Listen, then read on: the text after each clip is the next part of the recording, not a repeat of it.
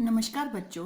संस्कृत में आज हमारा टॉपिक है अनुवाद, रचना अनुवाद, वाक्य निर्माण जिसको हम बोलते हैं। आप लोगों को अनुवाद में सबसे ज़्यादा डिफ़िकल्टी आती है और सबसे ज़्यादा डाउट्स रहते हैं। जब भी मैं पूछूं कि आपको संस्कृत में सबसे ज़्यादा डिफ़िकल्ट क्या लगता है तो ज़्यादातर बच्चों का रिप्लाई यही होता है कि मैम अनुवाद में हमारी मिस्टेक हो जाती है। तो जो भी आपके डाउट्स हैं उन सबको सॉल्व करेगा ये वीडियो, और इजी से इजी वे में मैं आपको बताऊंगी कि आपको अनुवाद कैसे करना है और उन सबके नियम क्या हैं। तो आइए शुरू करते हैं अनुवाद करना। पहला सेंटेंस मैंने लिया है, मैं पुस्तक पढ़ती हूँ। अब जब भी हम किसी में ट्रांसलेशन करते हैं, जो हिंदी से संस्कृत हो या हिंदी से इंग्लिश हो, तो हमें किन चीज़ों की ज़रूरत पड़ती है? हमें ज़रूरत पड़ती है कर्ता और क्रिया की, यानी जो हमारे पास सब्जेक्ट होता है, इंग्लिश में जिसको सब्जेक्ट बोलते हैं, और जो वर्ब होती है। तो संस्कृत में भी सेम ही नियम है। अनुवाद करने के लिए हमें सबसे पहले सेंटेंस में क्या देखना है कि उसमें क्रिया क्या है। जब हमें क्रिया का पता चल जाएगा उसके बाद हमें कर्ता का भी अपने आप पता चल जाएगा। तो मैं पुस्तक पढ़ती हूँ, पढ़ना जो है वो क्रिया है। वो क्रिया क्या होता है? कोई जो काम हो रहा होता है, किसी काम के करने को क्रिया कहते हैं ना।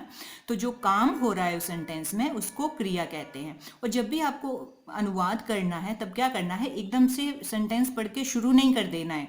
आपको उसको छोटे छोटे पार्ट्स में डिवाइड कर लेना है, उसके बाद आपको उसका अनुवाद करना है संस्कृत में। मैं बताती हूँ कैसे। अब हमने क्रिया ढूंढनी है। क्रिया है, यहाँ में हमें पता चल गया कि क्रिया यहाँ पे पढ़ना है, तो यहाँ पे हमने कट कर दिया। यहाँ पे ये हमारी क्या हो गई, ये हमें पता चल गया कि ये हमारी क्रिया है। ठीक है, तो क्रिया। अब हमें ढूंढना है इसमें सब्जेक्ट, यानी कि कर्ता क्या है, मीन्स इस काम को कौन कर रहा है। तो हमें एक क्वेश्चन करना है, कौन। तो पढ़ती हूं, कौन, इसका आंसर जो मिलेगा वो हमारा सब्जेक्ट होगा। तो इसका आंसर हमें मिल रहा है, कौन पढ़ता है? मैं पढ़ती हूँ। तो ये क्या है, मैं जो है यहाँ पे हमारा कर्ता है, मीन्स ये काम को कर रहा है, ये हमारा यहाँ पे सब्जेक्ट है। दो चीजें हमें मिल गई। अब बच गई बीच में पुस्तक। ये हमारा क्या है, इसके साथ ना कोई चिन्ह है। चिन्ह क्या होता है? कारक चिन्ह जो होते हैं, जिसको हम विभक्ति कहते हैं। प्रथम विभक्ति में कर्ता ने जैसे होता है कर्म को, तो इसमें अगर कोई चिन्ह नहीं लगा है तो ये द्वितीय विभक्ति होगी। हमेशा जिसमें चिन्ह नहीं होता है तो वो द्वितीय विभक्ति होती है। वो हमारा क्या है, कर्म, वो यस ऑब्जेक्ट है वो हमारा पुस्तक। अब हमें तीनों चीजें मिल गई। क्या मिल गया? क्रिया मिल गई, कर्ता मिल गया, और जो साथ में जो है शब्द उसकी विभक्ति हमें पता चल गई कि वो द्वितीय विभक्ति है।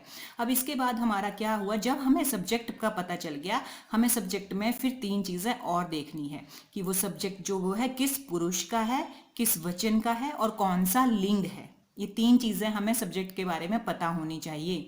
तो मैं जो है वो हमने पहले पढ़ चुके हैं, वीडियो में मैंने आपको बताया हुआ है कि मैं जो है वो उत्तम पुरुष एक वचन में आता है।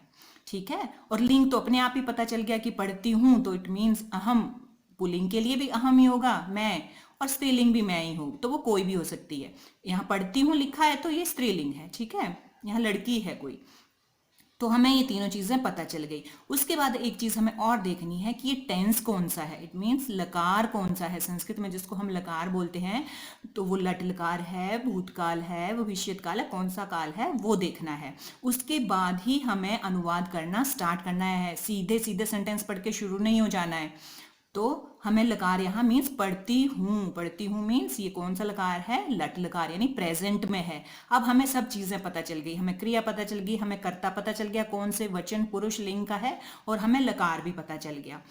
अब इसका अनुवाद करने का नियम मैंने आपको पहले भी बोला है कि जो कर्ता होता है उसी की क्रिया होती है। मीन्स मैं बताती हूँ आपको। अब कर्ता यहाँ पे है मैं की संस्कृत क्या होती है? अहम, उत्तम पुरुष में। तो हमने ये लिख लिया अहम। ठीक है, अहम यहाँ पे हो गया। अब पढ़ती हूं, अब हमें क्रिया भी उत्तम पुरुष और एक वचन की लगानी पड़ेगी। इन दोनों में आपस में रिलेशन होगा ही होगा। जिस घर का ये करता होगा उसी घर की हमें क्रिया भी लेनी होगी। घर मीन्स कौन से पुरुष, कौन सा वचन, कौन सा लिंग। ठीक है, उसी के अकॉर्डिंग कर्ता और क्रिया में सीधा सीधा संबंध होता है, वो दोनों एक ही होने चाहिए। अगर आपने कर्ता उत्तम पुरुष का लिया है, क्रिया मध्यम पुरुष की लगा दी, आपका सेंटेंस एकदम रॉन्ग, चांस ही नहीं है कि आपको एक भी मार्क मिल जाएगा। और अगर आपने ये अकॉर्डिंगली लगाए, मीन्स अगर ये उस जिस वचन पुरुष की ये कर्ता है उसी पुरुष वचन की क्रिया लगाई, तो आपको आधे मार्क्स मिलने के चांसेस होते हैं, चाहे बीच में आपका थोड़ा सा गलत भी हो जाए तो, क्योंकि पता होता है कि आपको बेसिक नॉलेज है। तो ठीक है, अब पढ़ना की संस्कृत क्या होती है? पठ, पठ धातु सबने याद की होती है, पठती पठता पठंती, हमें लट लकार में करनी है और उत्तम पुरुष एक वचन में करनी है। तो क्या होता हो गया? पठामी, अहम के साथ क्या हो जाएगा? पठामी। ये हो गया यहाँ पे हमारा आधा काम खत्म। हमने कर्ता और क्रिया जो हैं वो एक दूसरे के अकॉर्डिंग लगा दिए और आधा सेंटेंस का संस्कृत भी हमने कर लिया। बीच में बच गया पुस्तक। अब पुस्तक मीन्स मैं पुस्तक को पढ़ती हूँ, कर्ता ने कर्म को, मैंने कहा ना यहाँ चिन्ह नहीं है तो द्वितीय विभक्ति होगी, तो पुस्तक को पढ़ती हूँ, पुस्तकम द्वितीय विभक्ति में क्या आता है? पुस्तक नपुंसक लिंग है, तो पुस्तकम द्वितीय विभक्ति में क्या हो जाएगा? द्वितीय विभक्ति एक वचन में पुस्तकम। क्या अनुवाद हो गया इसका? अहम पुस्तकम पठामी, मैं पुस्तक पढ़ती हूँ। है ना इजी? एकदम बिल्कुल इजी है ये। ऐसे ही हम दूसरे सेंटेंस की ओर बढ़ेंगे। अब यहाँ पे मैंने क्या किया है? टेंस चेंज कर दिया है। तो यहाँ भी हमने वैसे ही शुरू करना है, पहले हमें ढूंढनी है क्रिया। तो क्रिया मीन्स काम हो रहा है, मीन्स लिखना, तो लिखना यहाँ पे हमने यहाँ से कट कर दिया, लिखेगा, ये हो गई हमारी क्रिया। अब कौन लिखेगा? तो आंसर क्या मिला हमें? राम। तो राम क्या हो गया? हमारा कर्ता। जो आंसर मिलता है कौन पूछ के, वो हमारा कर्ता होता है।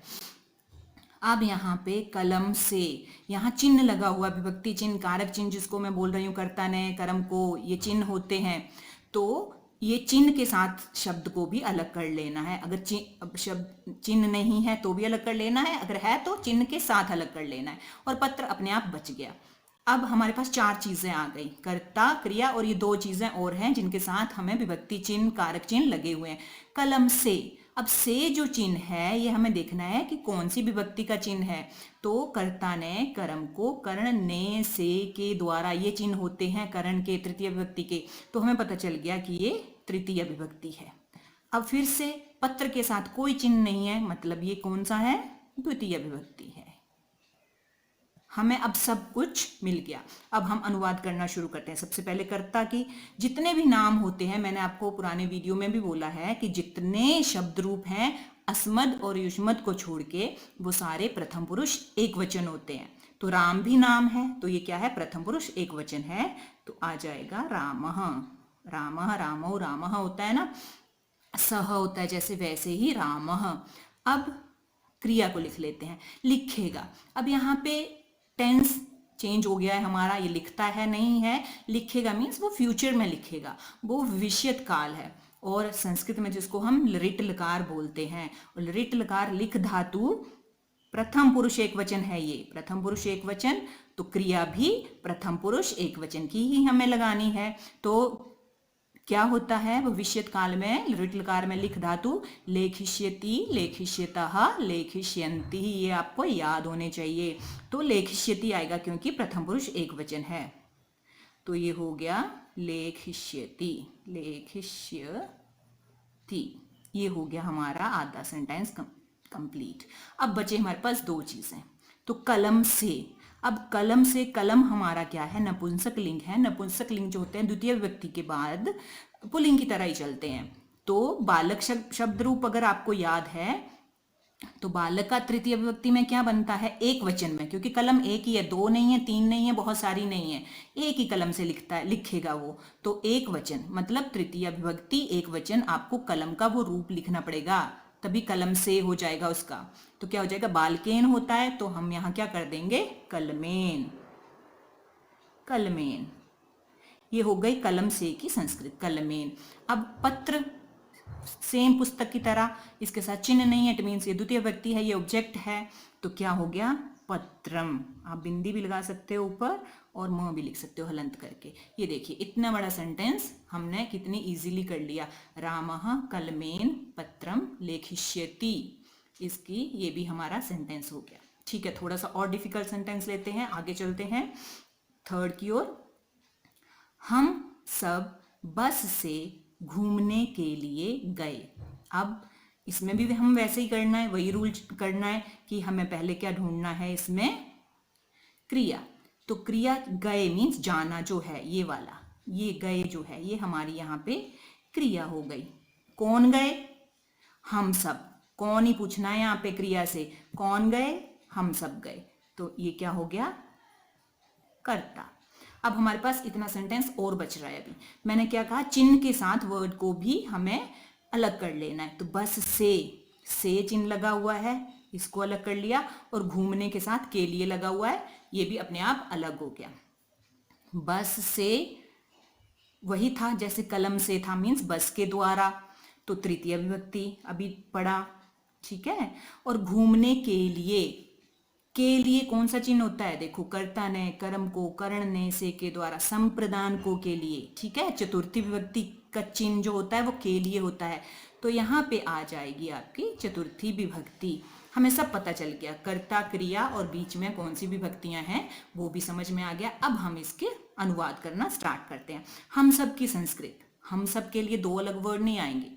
हम सब, मैं एक, ठीक है, हम दो और हम सब। अहम, आवाम, वयम। वयम जो है वो हम सब की संस्कृत होती है, तो क्या आ जाएगा? वयम। अब वयम है उत्तम पुरुष बहुवचन। तो ये जो गए है, अब ये टेंस कौन सा है? टेंस मैंने कहा टेंस भी आपको ध्यान में रखना है, लकार भी आपको ध्यान में रखना है। गए मीन्स आप ये काम कर चुके हो, ठीक है, हो चुका है ये काम, तो ये लंग लकार है, भूतकाल है, पास्ट टेंस है। तो ये गच्छ गम धातु जो है, गम धातु जो है वो हम अब लंग लकार में उत्तम पुरुष के एक वचन की यूज करेंगे। तो कैसे रूप चलते हैं गम धातु के, पढ़ाया है मैंने। अगच्छत, अगच्छताम, अगच्छन, अगच्छः, अगच्छतम, अगच्छत, अगच्छम, अगच्छाव, अगच्छाम। उत्तम पुरुष बहुवचन, तो क्या हो जाएगा? अगच्छाम। पिछले वीडियो देखने पड़ेंगे अगर आपने नहीं देखे हैं तो, ठीक है। अगच्छाम हो गया ये। अब दो चीजें और हैं, बस से तृतीय विभक्ति है, वैसे ही जैसे हमने कलम से किया था वैसे ही बस से करेंगे, बस के द्वारा। तो बस की संस्कृत बस ही होती है, बसयान बोलते हैं उसको। तो तृतीय विभक्ति में क्या हो जाएगा? बसयानेन। तृतीय विभक्ति नपुंसकलिंग, ठीक है। बसयानेन हो गया आपका यहाँ पर। अब घूमने के लिए, यहाँ हमने लिखा है चतुर्थी विभक्ति। घूमने को हम क्या बोलते हैं? भ्रमण करना, ठीक है। तो भ्रमण के लिए गए, घूमने के लिए गए, एक ही बात है। तो चतुर्थी विभक्ति में क्या आएगा? देखिए, बालक शब्द का चतुर्थी विभक्ति में क्या आता है? बालका, बालको, बालका, बालकम, बालको, बालकान, बालकेन, बालकाभ्याम, बालकाई, बालकाय। वैसे ही क्या हो जाएगा? भ्रमणाय।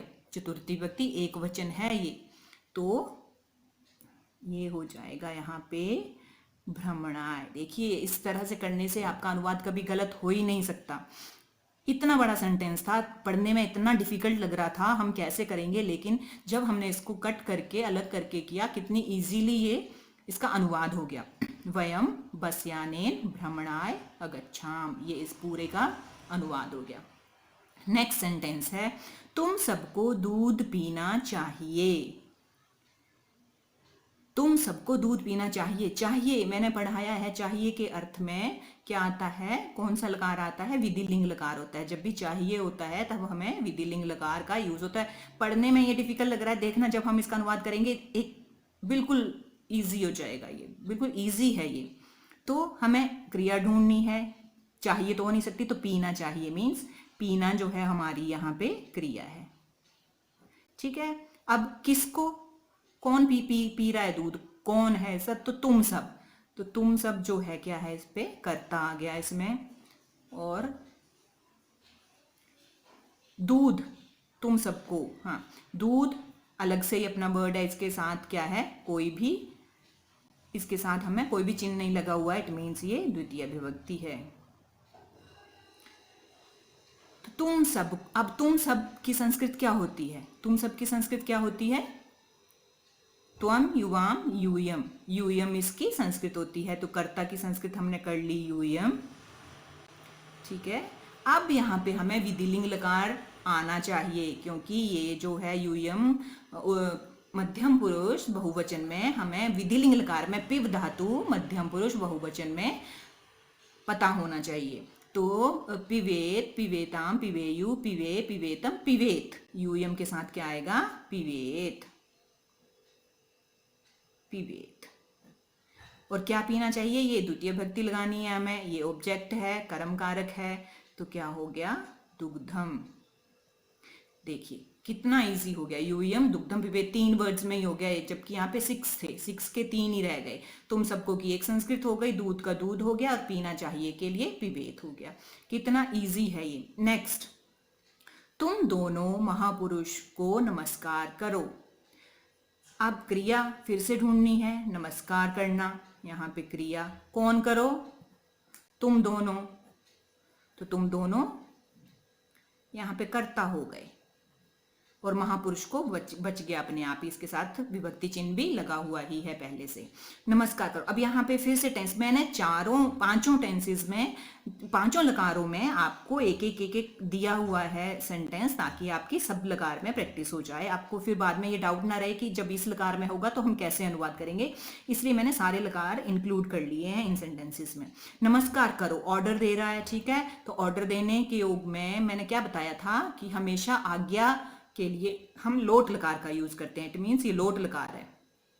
महापुरुष को, कर्ता ने, कर्म को, ये अपने आप ही चिन्ह लगा हुआ है, हमें कुछ सोचने की जरूरत ही नहीं है, द्वितीय विभक्ति है ये, कर्ता ने, कर्म को, ठीक है। तुम दोनों, अब तुम दोनों की संस्कृत त्वम युवाम, त्वम होता है एक और युवाम होता है तुम दोनों, ठीक है, तो हो गया युवाम, ठीक है। अब नमस्कार करो, अब आपको लोट लकार भी आना चाहिए, तभी तो आपको पता चलेगा ना कि युवाम जो है मध्यम पुरुष जो है उसके बहुवचन में क्या आएगा, नमस्कार करेगा, क्या होता है? नमतम। ये आपको याद करने हैं, ये इनकी हमने संस्कृत कर ली, ठीक है। नमतु, नमताम, नमंतु, नम, नमतम, नमत, नमतम, ठीक है। तो युवाम है तो नमतम आ जाएगा, नमतम, नमत, ठीक है। महापुरुष को, तो महापुरुष को मीन्स द्वितीय विभक्ति और एक वचन है, तो महापुरुषम, बालकम जैसे होता है वैसे ही महापुरुषम। बहुत इजी है अनुवाद करना, कुछ इसमें ज़्यादा डिफिकल्ट है ही नहीं, ठीक है। 6th आ गया आपका, लता का भाई सप्तम कक्षा में पढ़ता है। कितना लॉन्ग सेंटेंस है, हाय कैसे करेंगे? नहीं नहीं कर पाएंगे हम, 2 मिनट में कर लेंगे। देखिए अभी क्रिया, क्रिया हमने पढ़ता है, पढ़ना है क्रिया होती है, यहाँ अलग कर दिया, इसमें लिख लिया क्रिया। अगर आपको ऐसे नहीं, आप जब भी अनुवाद करो आप रफ पेज ले लिया करो, साथ में ऐसे जैसे मैं बता रही हूँ वैसे करके अगर अनुवाद करेंगे तो बहुत अच्छे से कर पाएंगे, ठीक है। अब यहाँ पे अगर आपने ये चीज़ क्वेश्चन नहीं किया तो आप कंफ्यूज रहोगे कि यहाँ पे जो करता है वो लता है या उसका भाई है, तो यहाँ पे आपका सेंटेंस फिर गलत हो जाएगा। तो मैंने क्या कहा कि क्रिया से हमें क्वेश्चन करना है कौन, जो आंसर मिलेगा वो कर्ता होगा, वो सब्जेक्ट होगा। तो पढ़ता है कौन, कौन पढ़ता है? तो भाई पढ़ता है ना, तो इसलिए जो ये भाई शब्द है ये हमारा कर्ता है, लता नहीं है। लता का भाई जो है वो कर्ता है।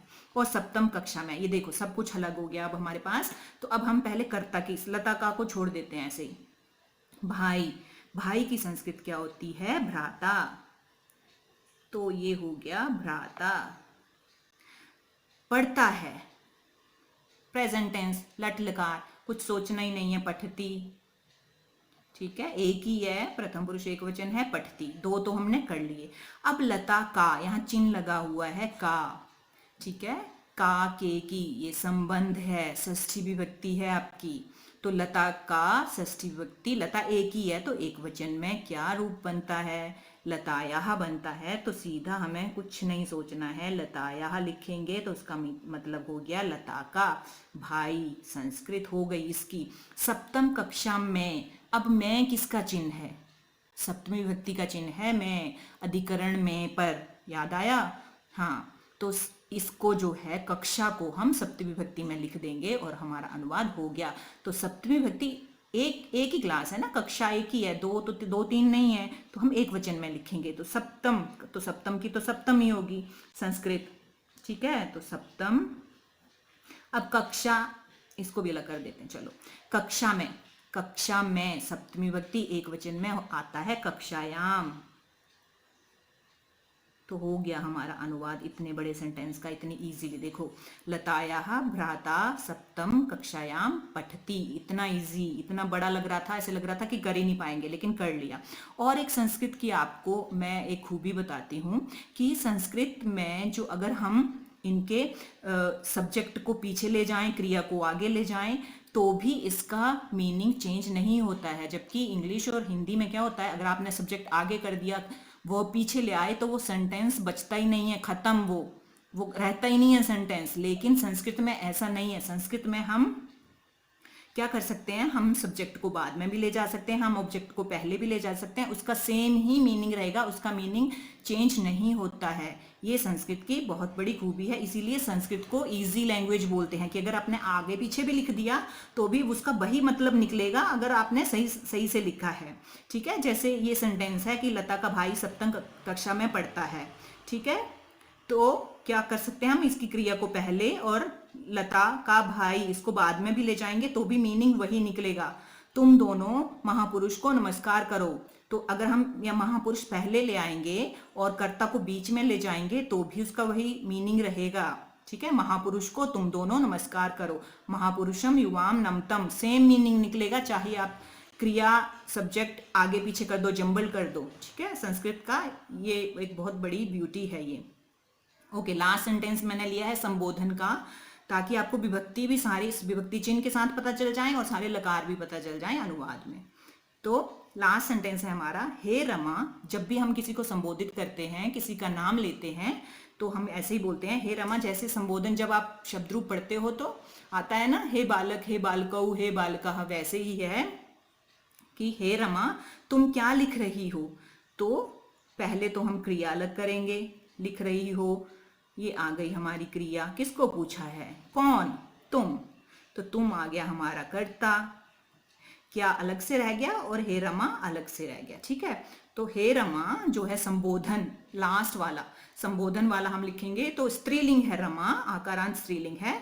तो यहाँ पे क्या आता है, हे रमे, हे रमे, हे रमा आता है ना, तो एक वचन एक ही रमा है, तो हम यहाँ क्या करेंगे, हे रमे, संबोधन आ गया।